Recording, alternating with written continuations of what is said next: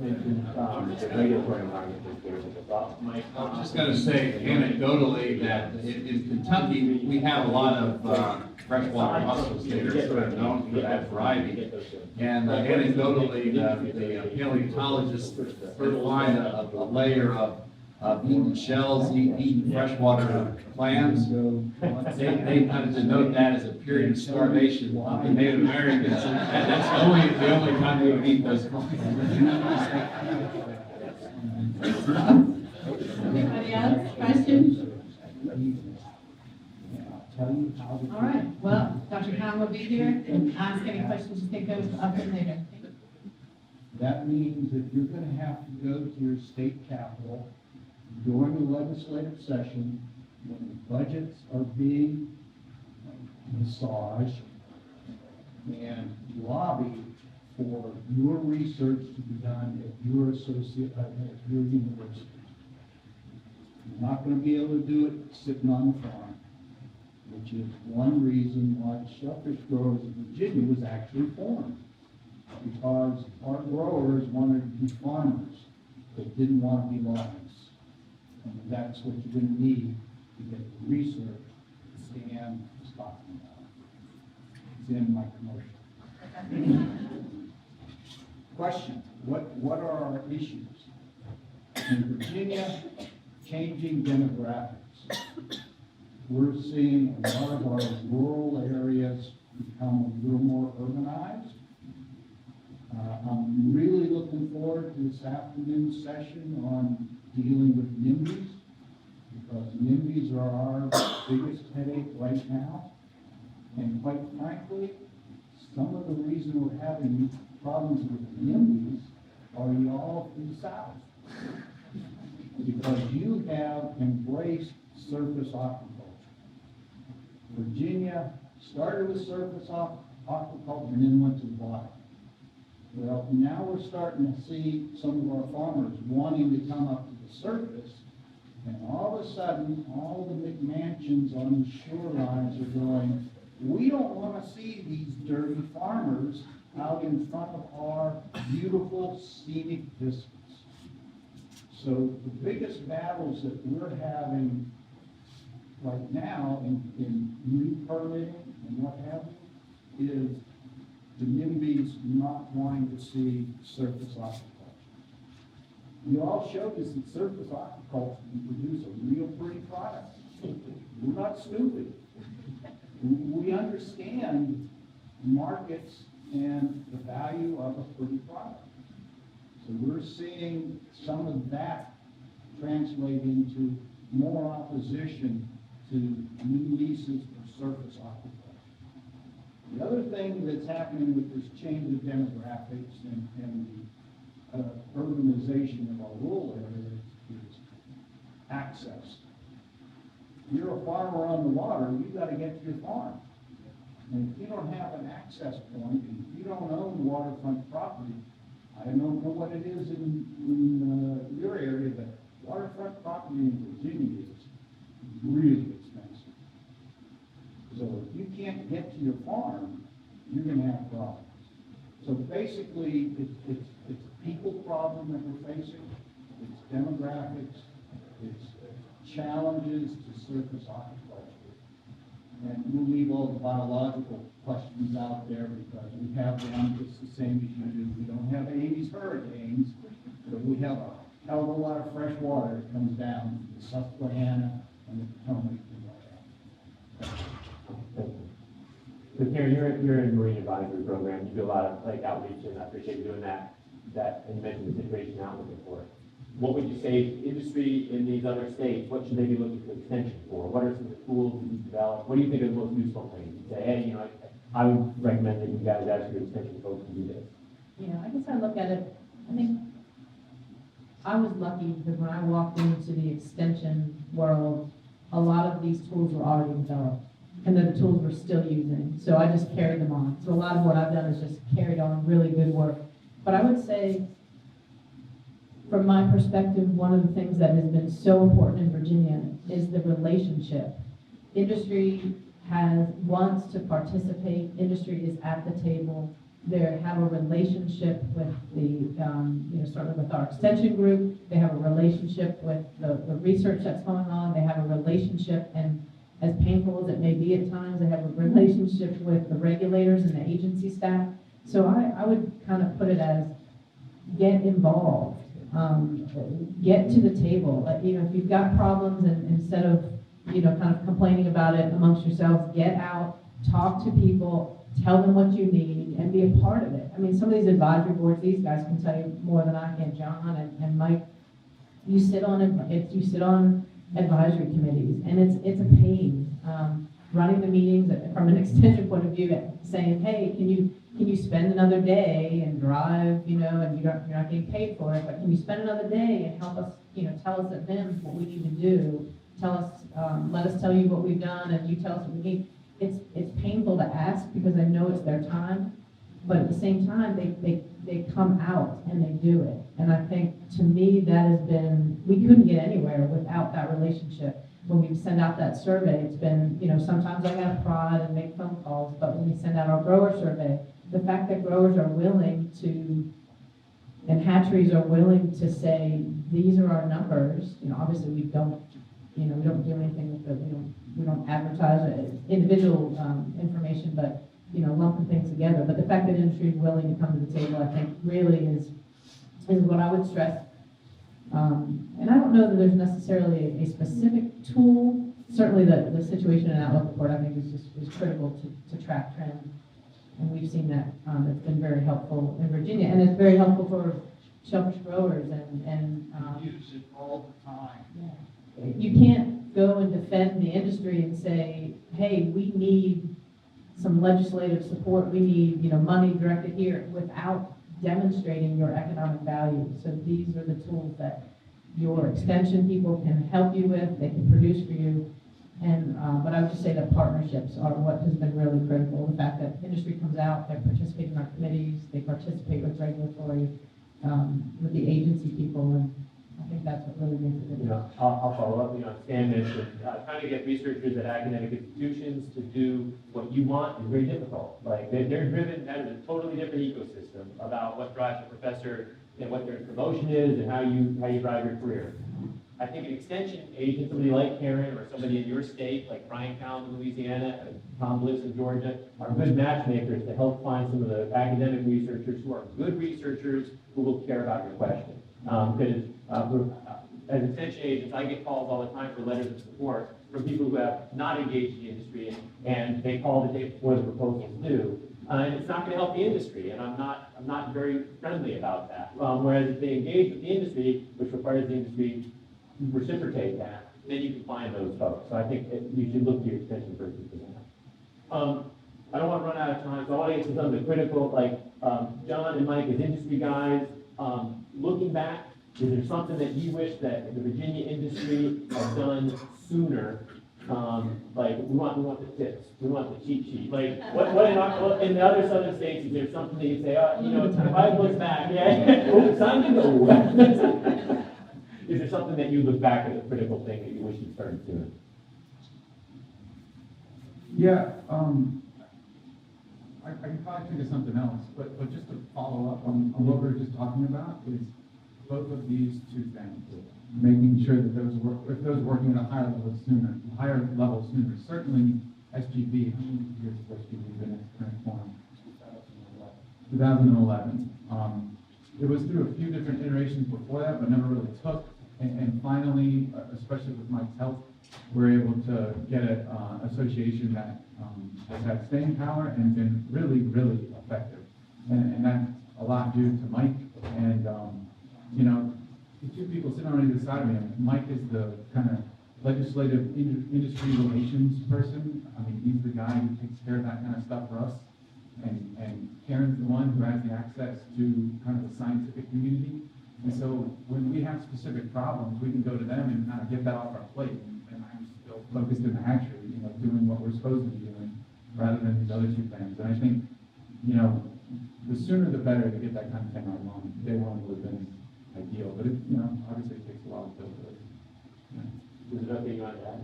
No, I think it's one. John, did you have anything you want to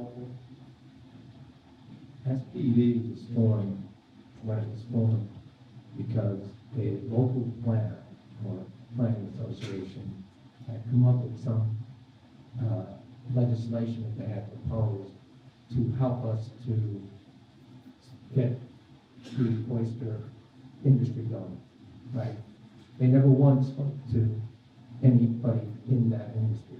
And the legislation that they proposed was like harmless, right? So once we realized that, we literally had to form that organization to explain to them, if you want to help us, don't help us. As far as, the NIMBYs, the southern states are not as, obviously more rural than Virginia is, but as far as NIMBYs are concerned, coming to your neighborhood soon, they will be there, right? The other thing I have kind It's of. not yet, it's when. Yeah, it's coming. As far as the relationship, I have a unique perspective because I moved from New York to Virginia. And I can honestly tell you that just with enforcement, the two things I said first, just with enforcement, right? In New York, they would look at the industry, come up with laws, and mail them to us and tell them, this is what you're going to do, right? In Virginia, you have the VMRC, right? And they would literally call industry and discuss new regulations with industry before they would put them out there. That one to me was like very, very unique. As far as the schools and VINs and agencies like that helped us. Cornell University in New York, they did a great job of showing us how to raise plans at the time, but there was no place to raise plans. So why would you teach us something that we can't do here, which is one of the main driving reasons that I moved to, Virginia. But with VINs, with their people that they hire, people, what direction their programs go, they'll literally call industry members to come in, sit down, and say, give us a little bit of direction. And it's smart on VIN's part, because this way, they're getting the industry support to the programs that they want to do, as opposed to doing a program that nobody has no interest in. So those are the things I think that Virginia has done that have been, pretty proactive. Thank you. So Stan, I'm going to try to keep it short, but going back in time, what research, is there a research program you wish you'd started sooner, research effort you wish you'd started sooner? I just want to make sure somebody recorded John saying. We're not live, but it is being recorded. So my last answer wasn't generic, but this one is going to be a little more geeky. We've been developing approaches to doing selective breeding over the 2 decades of this program, and we finally settled on the form called family breeding, which basically makes numerous families and puts them out in harmful ways to see which families win the war. And it's very simple in concept, but it's got some really, really elegant features to it that allow you to customize lines to specific areas through one central location. And without getting any further into that, if we had started that just a little bit earlier, we'd be just even further down the line now. So, otherwise, there's not many regrets. Mike, I'll let you answer, thinking about just, I think it's sort of come up, so this may have already been answered, but how did the Growers Association help? And John sort of alluded to the big thing, maybe. Yeah, I think the biggest thing is that the association allows growers to be growers. And they don't have to be politicians. They don't have to go to every single meeting. They don't have to watch their back every minute. They have someone else that's doing it. That's my job. I attend all the crazy advisory committee meetings. I go to Richmond and lobby and support bills, or more frequently trying to kill bills that would not be beneficial to the industry. So the association allows growers to do what they want to do and offers some protection to make sure that someone's not sneaking up behind you, that you're not paying attention.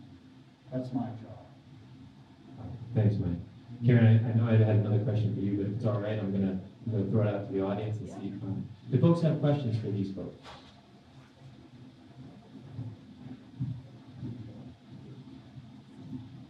One quick question. Been looking at data from USDA's aquaculture census, and I've noticed that Virginia has around 130 farms on there, and that's much higher than the other states. Is there a reason behind that, or a regulatory mechanism? I think it's the way USDA decided what was a farm. Karen mentioned that we have essentially two private industries, one that is hatchery-based and one that is wild spat pot based. And I think that the USDA considered the wild caught spat based businesses as aquaculture. I don't consider that aquaculture, I consider it husbandry. Aquaculture for me is privately owned, mamas and papas spawned in a hatchery, carried on through. Yeah, when I saw the USDA numbers, I said, this is not the state I live in. Mike, I think you have another question here. Yeah, as far as the structure of your grower association, and I missed the introductions, but do you solely work for the grower association, or are you lobbyists, or are you also a grower? How do you, I guess the real question is, how do you get your grower association to the point where the farmers can farm? Because at what point we are in South Carolina is, we don't have time to farm. Right. I started at VIMS. I spent 30 years at VIMS doing Karen Hudson's job. So I knew everybody. I decided to retire. At the same time, some of our larger farmers decided that they needed help. So it was actually a group of growers that decided to put the association together. I just happened to be available. In your position, a position. Right. And quite frankly, our association goes from mom and pops to $1 million businesses, and everything in between.